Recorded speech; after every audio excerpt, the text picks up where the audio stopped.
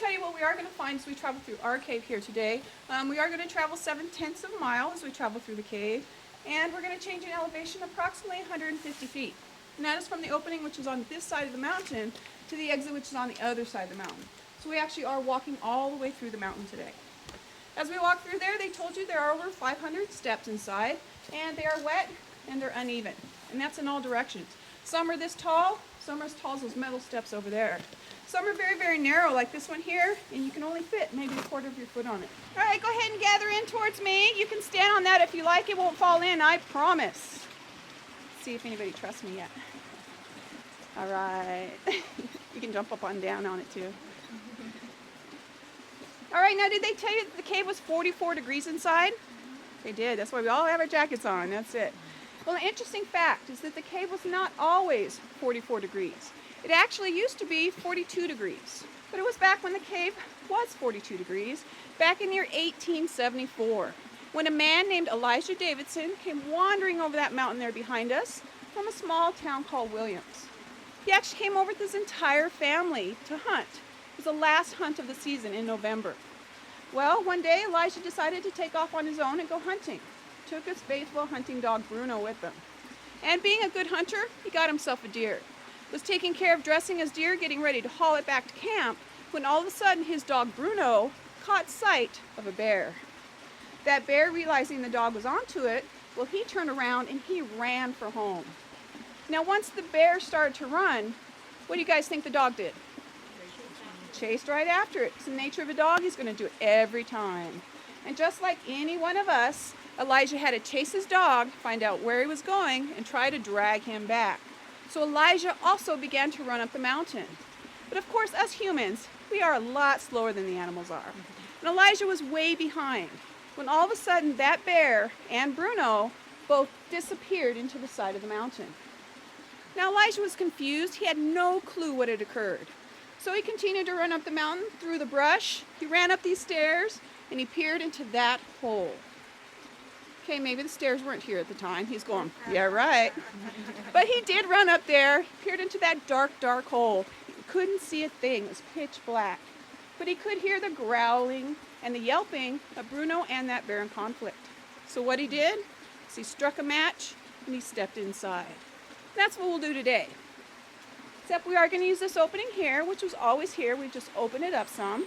But before we do that, please feel free to go up and take a look at the original opening.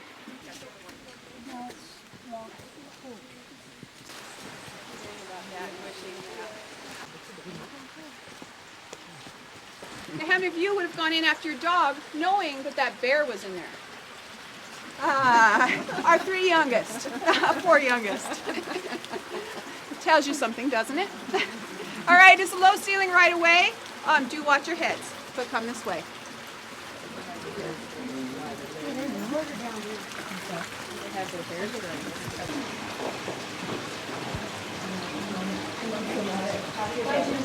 How's everybody feeling in this smaller, darker space? Doing all right? Good deal. The reason I ask is because if you were claustrophobic and you didn't know it, this is where you find out. It comes on you amazingly fast. So I'm glad you guys are all feeling well. That does change at any time for any reason. You've been feel anxious, ill, anything that's out of the ordinary for you, please let me know. Okay, and again, my name is Suzanne. But I would like to have your attention on this hole in the wall to my left. Take a look out. Well, you can't. You cannot see out this hole any better than you could see in the hole outside. The reason is that first hole you guys looked at on the outside is actually on the other side of the rocks over here. This is a double rock wall. So Elijah had to come in, make an immediate right, crawl over here to this opening, where he was then able to come forward, come down, and land on the natural cave floor. As material up there on the forest floor begins to decay, it releases carbon dioxide. As the rainwater comes down through that decaying material, it captures that carbon dioxide and carries it down through the soil, where it becomes slightly acidic and changes into calcium carbonate. As that combination makes its way through the rocks, it does begin to dissolve the rock and pick up its minerals. Then when that combination reaches the air in the cave, it begins to separate and leave itself behind in the form of calcite.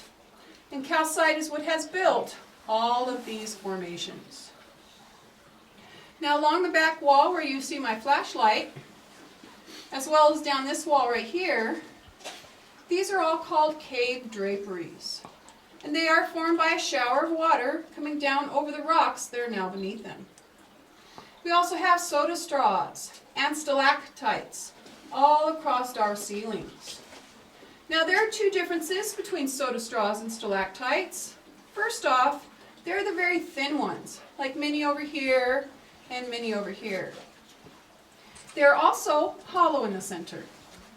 And how that occurs is as that water is traveling through, it's traveling slow enough, the calcite has time to build up around the water molecule before the water drips away, leaving that hollow chamber.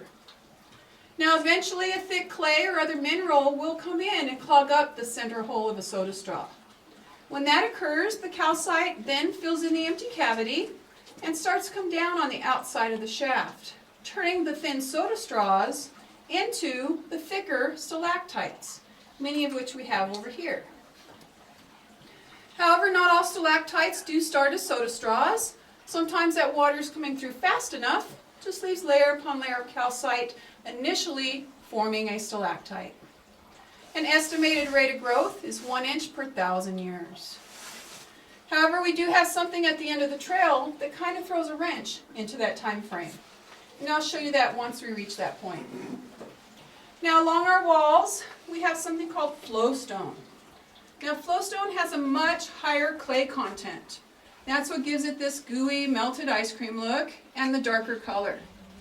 Please take note of these cracks and fractures you see on the rock. We're going to address that in another room. Also follow my flashlight down to where humans come into contact with it. You see it's much darker, almost black. That's all those oils we've left behind over time. So again, thank you for respecting the cave and not touching or leaning on it.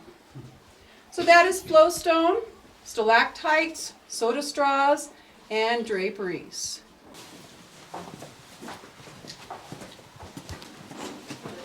right, I'll have you come back here next to me and then go ahead and turn back this way. We're taking a look at the marble ceiling. So yes, this is a wonderful example of the cave's marble. Now how we get marble here on the west coast is the violent geology that occurred here 156 million years ago. You see, at one time, the west coast didn't even exist. And our continent stopped about where Idaho's at today. Well, during that time frame, volcanic chains of islands popped up out in the ocean, really closer to Japan than to us. But because there is a spreading zone in the ocean, and we're on a subduction zone, those volcanic islands were ever so slowly moved towards our continent, where eventually they did collide with us. They were bent, folded, heated, pressurized, and uplifted, and that limestone seabed, along with that volcanic igneous rock from the islands, was changed into the metamorphic rock marble.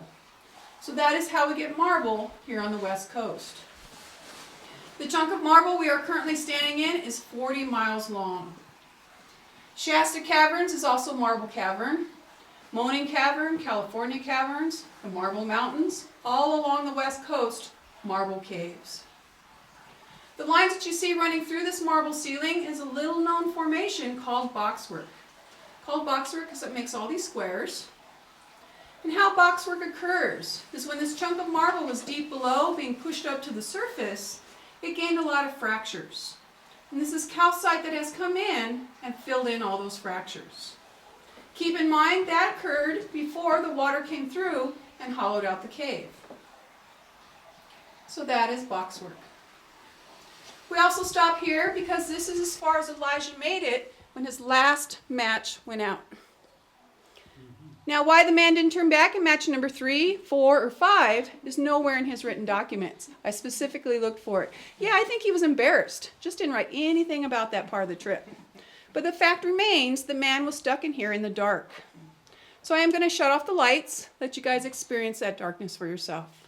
So if you have any cameras, go ahead and shut those off. What we're looking at down below here is the river Styx. And the river Styx is extremely important to the cave system because it is what formed the cave system. If you take a look above us in this chamber we're standing in, you'll notice this nice fracture above us. Now this passageway is called the belly of the whale because this fracture makes a really nice spine, and then we've got ribs on either side. Now what these ribs actually are, they're called bevels, and they show us how the water ran over time. Sometimes the water ran faster, sometimes slower, sometimes it didn't run at all.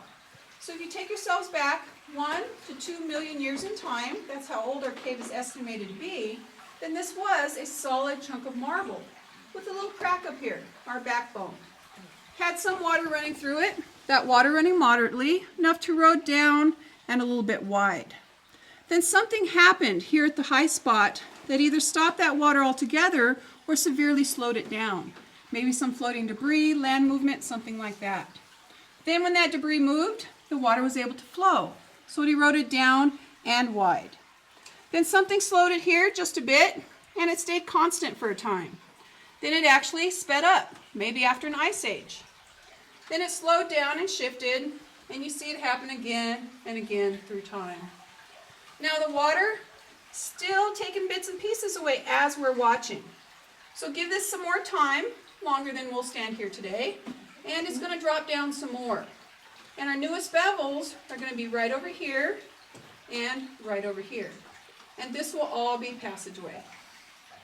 So that shows you how our passageways were formed. Now, do you notice anything different about this passageway here? There's a door. There's a door. She's right. And there's a reason behind that door. Anything else? I'm sorry? The color. The color. The color is different because it's a lot fresher than the rest. That is because this is a man-made or blasted passageway. Couple clues. One, the fresh color means it was uncovered recently. Also, conveniently the size of an average human. Also, straight lines all the way down the walls and the ceiling. Just doesn't happen in nature. Those are indications that this is a man-made tunnel. Now, this tunnel was blasted in 1937 by the CCC, which is the Civilian Conservation Corps, who did a lot of work for us. And they blasted this in order to connect those passageways we've just gone through with those we'll see in just a moment. Now, it was all connected before. It was all one cave, but it was connected by a very low, long crawlway. You did indeed have to crawl through to see the rest of the cave. And how many of you would have done that with me today? Ooh, I like this group. We got 5 or 6. Generally, it's 2 or 3. Now, most people like to walk through comfortably. Don't know what's wrong with you people, but it's the way it is. So they did blast this open to make it convenient to travel through. Little did we know, when we did blast this passageway, we changed the airflow to the first part of the cave and actually began to kill it. What occurred with this much larger chamber, the air had room to circulate, cool down, and began to freeze at the first part of the cave. Now, without wet water, formations cannot build. And when water freezes, of course, it expands. And really began to break down and chip away all the formations at the first part of the cave. Now, it did take us 50 years to figure out what had occurred. But once we figured it out, we came in here, put in this door. That was in 1987. And that has restored the airflow to almost 100% of what it naturally was. Us going through this door each day is about equal to what that small hole would have emitted constantly.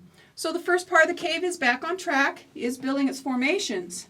And that is one example of man coming in, trying to change something, improve it, and in turn damaging it, needing to learn how to fix it. Now, we've only been able to come subsurface for any length of time for about the past 75 years, since we've had the technology to do so. So things are still trial and error for us. You'll see a couple more examples of that as we go through. Got it, guys? I got it. Of course, we keep track of water because water is our main ingredient. That is what keeps us a growing, living cave. So wherever you see a tipping bucket, we're measuring the volume of water in that area. But this was established as a monument in 1909 by President Taft. And over the years, we have made several improvements. Starting in the 1920s is when we started bringing the lighting systems in. And those have been continuously changing. In the 1950s is when we started to put the walkways through here. And unfortunately, that was another one of those mistakes because the first material they used was asphalt. And asphalt, being petroleum-based, after a few years the oils began to rise up and stain all the formations. Bad for any cave. So they did come in here in 1985. They broke up all that asphalt, put it in 5-gallon buckets, carried those buckets out by hand, then carried the wet concrete back in that same manner.